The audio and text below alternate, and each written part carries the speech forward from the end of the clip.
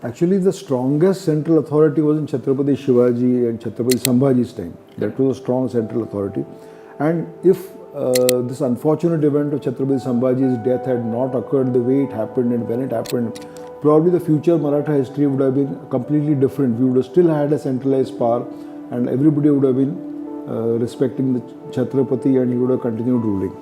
Now when Chhatrapati Shahu came back from the Mughal imprisonment after 18 long years, from age 7 to age 25, he obviously did not get the necessary military education or the administrative experience that a king is expected to have. Also, he was more steeped in the Mughal way of life because he had spent so much time. He spent all his time in the Mughal camp.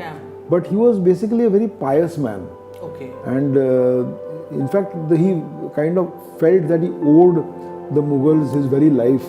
Oh. And that he was not made to change his faith. That's why he went and paid respects. Yes, on the way back to the Deccan. Yes. But essentially that is the reason he was kind of a very vulnerable age when he was under the Mughal, in the Mughal as a prisoner, he and his mother, and they had to really watch out for their lives. Yeah. So at 25 years of age when he's released, and he's released basically by Azam Shah to create a divide in the Marathas. Yes. And which he did successfully. Even today you have 2 Maratha seats of power. Yeah. And but then he kind of managed to get his seat of power in Satara, and he had very able men. Chhatrapati Shahu's biggest credit was that he was a man of mild nature, temperament, and who could choose the right people for the right job. He could choose the right tools for his job. He was not a man who led armies into battle, but he knew the capability of his lieutenants and he knew what job to give each of them. So, and his choice of men was also very good.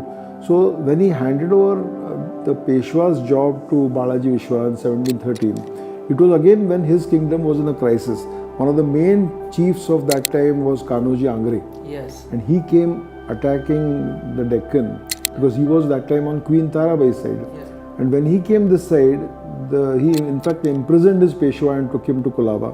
So Balaji Vishwanath was appointed Peshwa, went out, they had an agreement, and Kanoji Angre changed sides and came to the side. Even after that, there were a few crises which kept coming up. Until 1719, they went to Delhi, got these sanads, so-called sanads for independent rule. And the policy of the Marathas was simple, that reign by the Mughals and rule by the Marathas. And that's what they followed. Now in the later parts, this system continued fairly well, at least till the Battle of Panipat. Oh.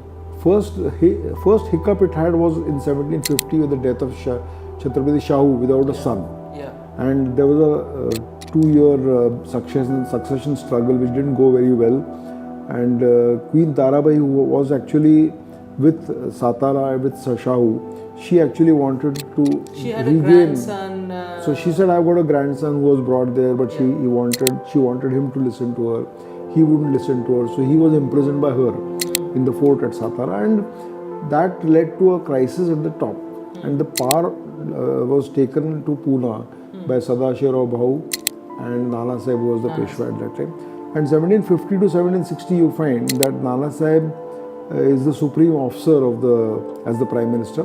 But even he is struggling to get these many component, powerful chiefs to bring them under his control. The Holkars, the Scindias, who were there from his father's time.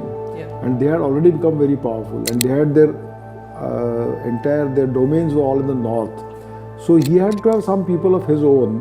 But many letters written by Nana Sahib, you find, are appeals to the Holkars and the Scindias that please come down south, I'm having trouble over here. And you guys are looking after the Delhi Emperor. That also happened when Raghoba is being chased, as you have described so beautifully. So all these things kept happening till Panipat was the first setback, followed by the death of Nana Sahib, the death of his eldest son in the battle, and there's the death of Sadashivrao Bhau, his cousin, and a whole phalanx of leadership disappears from there.